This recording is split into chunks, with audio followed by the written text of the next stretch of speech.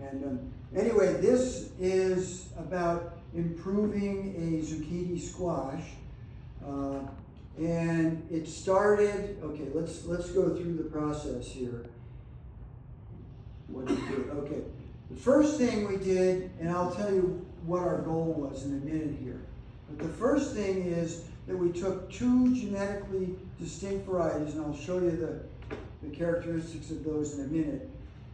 And we grew a huge population. This is at their farm in the Eel River.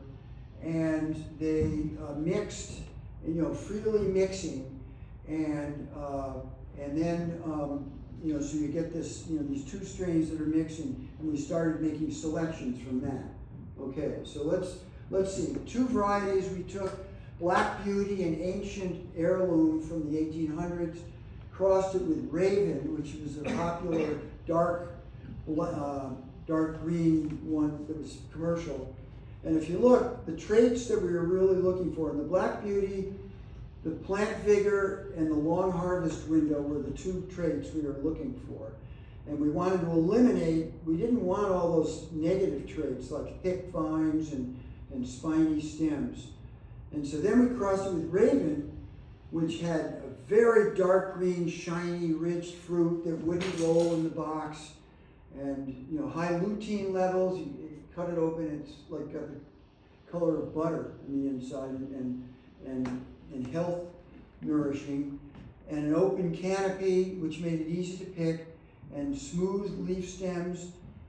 Those were all the good traits. But the last two there, low plant vigor and short harvest window, were the ones we were trying to get from Black Beauty. So we're trying to combine the best of both. Okay, so then we did that mass selection for 4 years, and thousands of plants were growing. We only chose the best ones each year, planted those out. But after 4 years, we weren't making a heck of a lot of progress. We said, well, what do we do? And so that's when we brought John Navazio in, because we said, we can't figure this out. I mean, because we allowed everything to intermate before harvesting them.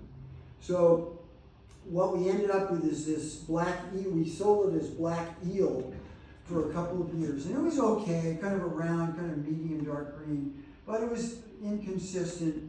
And so then, so we bring John in. He says, the first thing you have to do is self-pollinate, do some self-pollinations. Look in the field, the very best plants. When you see a male and female flower on the same plant, ready to open, put your tape on there, and then the next morning, before the bees get to it, then you make your pollen cross here. So we did that, and we had successful, roughly 26 successful selfs that first year, but we bagged them all separately in separate bags, so 26 bags. So then, this is the progeny selection part, because then what happens is when you grow the individual crosses separately, then the plant reveals the kind of genetic diversity that you have. You never would know that unless you kept them separate. And the criteria, we have so many, if the whole row, we have 25 plants of 26 rows, say, and the rows that failed to have at least 75% of the plants be what we wanted, we threw the entire row out. And then the ones that had more than 75% plants that you wanted, you only got rid of the individuals you didn't want. So after a couple rounds of this, and here's another view of that, and you can see we didn't baby the plants. These are all dry farm plants, and it's pretty dry on here, and these plants are small, but this is where we made the progeny selections and would eliminate whole rows, as I said, and keep only the few plants that we wanted.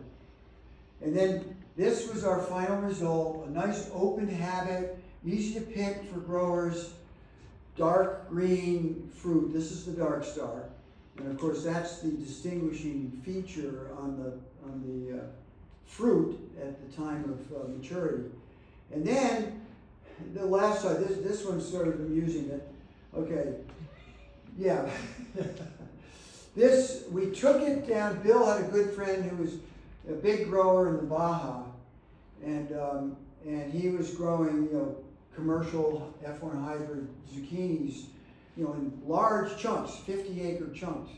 Well, we brought our Dark Star down there, and so we had him grow a 50-acre block of Dark Star next to his hybrids, and you can see his thumbs up, thumbs down. The Dark Star is on the right here, and what he liked about it was that it was, let's see, what did I say here? It has 5 to 6 weeks longer harvest and compared to the commercial one, and less powdery mildew and cucumber mosaic virus. And the amazing thing was, after 2 heavy frosts, they had a freak frost in the Baja, and basically the entire zucchini crop was wiped out. Everything went down, but the Dark Star actually came back and yielded squash for a couple of months after that. It was the only one that did. And I think because of the dry farm issue that it actually showed it had like superior root depth, and it's all we could really figure out. The roots were just amazing on the thing. But anyway, that's the validation part. We said, well, did we make progress? And we did, and it's still, the crop is still being grown. The thing is, what's happened though, if you don't maintain it, and I'll say this, and for a while it slipped a little because a pumpkin inadvertently was too close. And then we started seeing vining plants, because it's a bushy plant, a pumpkin's a viner. So we had to go back. Rosie might be able to update me on that, because she's the last one to grow it. And I think, but you can't just be asleep at the wheel. You have to keep on it and make sure that you haven't, compromised the quality. So anyway, that's all I'm going to say. But any questions? Paul? Steve, if you're going to go Dark Star and wanted to save that seed,